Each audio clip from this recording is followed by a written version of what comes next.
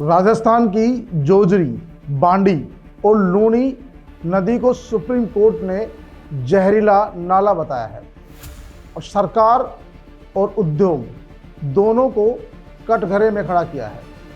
Supreme court के justice Vikram नाथ और संदीप मेहता की पीठ ने राजस्थान सरकार को कड़ी फटकार लगाते हुए साफ कहा, मैं शर्मिंदा हूं कि जहां से मैं आता हूं वहां ऐसा हो रहा है। क्या है पूरा मामला, चर्चा करेंगे पीके टाइम्स के खास कार्यक्रम सीधी बात में। मैं हूं नीरज मेहरा और आप देख रहे हैं पीके टाइम्स। मारवाड़ की जीवन रेखा कही जाने वाली लूणी, जोजरी और बांडी नदियां आज मौत का कारण बन चुकी है। सुप्रीम कोर्ट ने साफ शब्दों में कहा कि ये नदियां नहीं, पॉइजन ड्रेन बन चुकी है। सुप्रीम कोर्ट के जस्टिस विक्रम नाथ और संदीप मेहता की खंडपीठ ने राजस्थान सरकार को इस मामले में कड़ी फटकार लगाते हुए कटघरे में खड़ा कर दिया। आपको बता दें कि जस्टिस मेहता राजस्थान के जोधपुर के रहने वाले हैं, इसीलिए उन्हें इस बात पर बड़ी तकलीफ भी हुई और उन्होंने ये सख्त टिप्पणी भी की। इससे भी बड़ा सवाल यह है कि आखिर इतने सालों तक सरकार, प्रशासन और प्रदूषण नियंत्रण बोर्ड क्या कर रहे थे? क्यों हजारों लोगों की जिंदगी, खेती और पशुधन को जहरीले पानी के भरोसे छोड़ दिया गया? और क्या अब सुप्रीम कोर्ट के डंडे के बाद ही सिस्टम जागेगा? पेश है एक रिपोर्ट। सुप्रीम कोर्ट के जस्टिस विक्रम नाथ और संदीप मेहता की पीठ ने कोर्ट जोधपुर, पाली और बालोतरा की प्रदूषण फैलाने वाली टेक्सटाइल और स्टील फैक्ट्रियों को तत्काल बंद करने के निर्देश दिए हैं।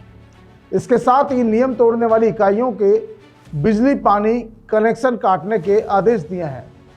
अब ये उद्योग जीरो लिक्विड डिस्चार्ज तकनीक लागू किए बिना चालू नहीं हो सकेंगे। कोर्ट ने अवैध वेस्ट डंपिंग और प्रदूषण पर एसआईटी गठित करने के भी निर्देश दिए हैं। कोर्ट ने सरकार से दोषी अधिकारियों और फैक्ट्री मालिकों पर एफआईआर दर्ज करने के लिए भी कहा है।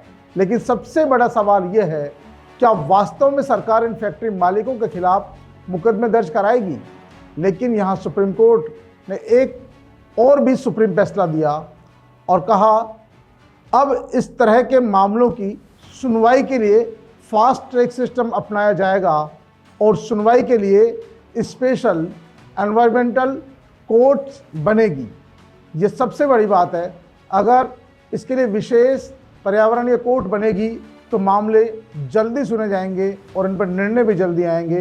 तो जिस तरह से जोजरी, बांडी और लूणी नदी में सालों से फैक्ट्री मालिकों ने जो केमिकल युक्त पानी छोड़ा है, ऐसा नहीं है कि इनकी शिकायतें स्थानीय लोगों ने पहले कभी नहीं की है। हर बार शिकायत होती थी, कभी जिला कलेक्टर को, कभी संभागीय आयुक्त को, कभी प्रदूषण मंडल को, लेकिन हर बार शिकायतें दबती गई और मामले high court, Rajasthan high court, Jodhpur high court तक पहुँचे। लेकिन जब सुनवाई नहीं हुई तो मामला सुप्रीम कोर्ट तक पहुंचा।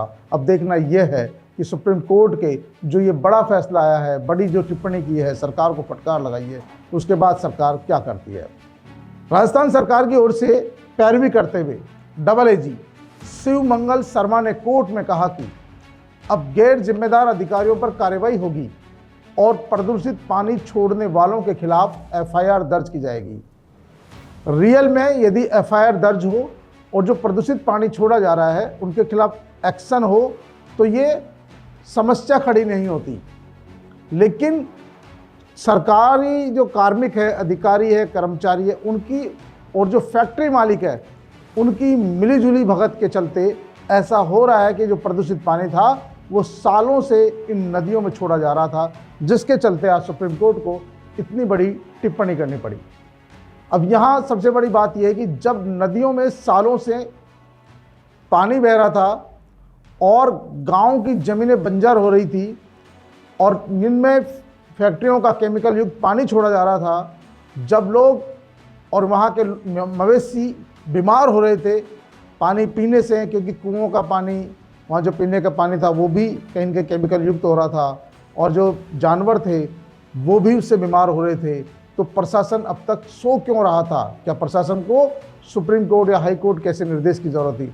ऐसा नहीं है कि इससे पहले प्रदूषण की शिकायतें सरकार और प्रशासन को नहीं की गई, लेकिन उनकी हर बार आवाज़ को दबा दिया गया। यही कारण है कि नदियों की धारा से केमिकल फैक्ट्रियों का जहरीला पानी मिलता रहा और किसानों की फसलें बर्बाद होती रही। सबसे बड़ा सवाल यह है, क्या उद्योगपतियों और नेताओं की मिलीभगत से ये सारा खेल चलता रहा? नदियाँ बर्बाद हो गई। क्या राजस्थान पॉल्यूशन कंट्रोल बोर्ड पूरी तरह से फेल हो चुका है? क्या अब बड़े अधिकारियों पर भी कार्रवाई होगी या सिर्फ छोटे कर्मचारियों पर गाज गिरेगी? क्या सुप्रीम कोर्ट के आदेश के बाद भी फैक्ट्रियां चोरी छिपे चलती रहेगी? क्योंकि ये मामला करीब 20 लाख लोगों की जिंदगी से खिलवाड़ करने वाला है। इस गंदे पानी से, केमिकल युक्त पानी से बांडी, जोरजरी और लूणी नदी के आसपास के करीब 20 लाख लोग प्रभावित हो रहे हैं और ये लोग सालों से अपनी लड़ाई लड़ते रहे हैं, लेकिन सरकार ने हमेशा कोर्ट के आदेशों की भी अवहेलना की है। फैक्ट्रियों में जब पॉल्यूशन कंट्रोल बोर्ड कार्रवाई करता है तो वो फॉर्मेलिटी मात्र करता है, रियल में कार्रवाई नहीं करता है। यही कारण है कि वहाँ के लोगों की ज़िंदगी पर बनाई है। केमिकल युक्त पानी से कई तरह की बीमारियाँ होने लगी है, पशु मरने चले हैं, खेती चौपट हो गई है और अब तक सरकार ने इन पर कोई ठोस कार्रवाई नहीं की है। लेकिन अब सुप्रीम कोर्ट के आदेश के बाद क्या सरकार इन पर कोई ठोस कार्रवाई करने का मन रखती है? सबसे बड़ी बात है कि सुप्रीम कोर्ट के आदेश के बाद अब भी क्या सरकार सिर्फ लोगों के हल्फनामे ही स्वीकार करेगी, ज़मीन पर कार्रवाई नहीं करेगी?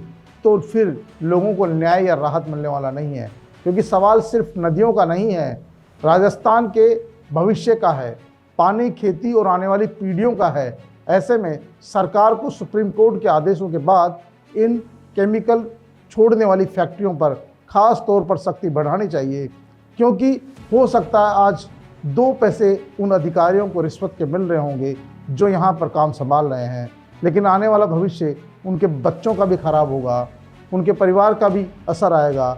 ऐसे में सरकार को भी सुप्रीम कोर्ट के आदेशों में इन तमाम जो फैक्ट्रियां हैं उन पर एक्शन लेना चाहिए, जिससे हमारा भविष्य बच सके, हमारी खेती बच सके और आने वाली पीढ़ियां बच सके।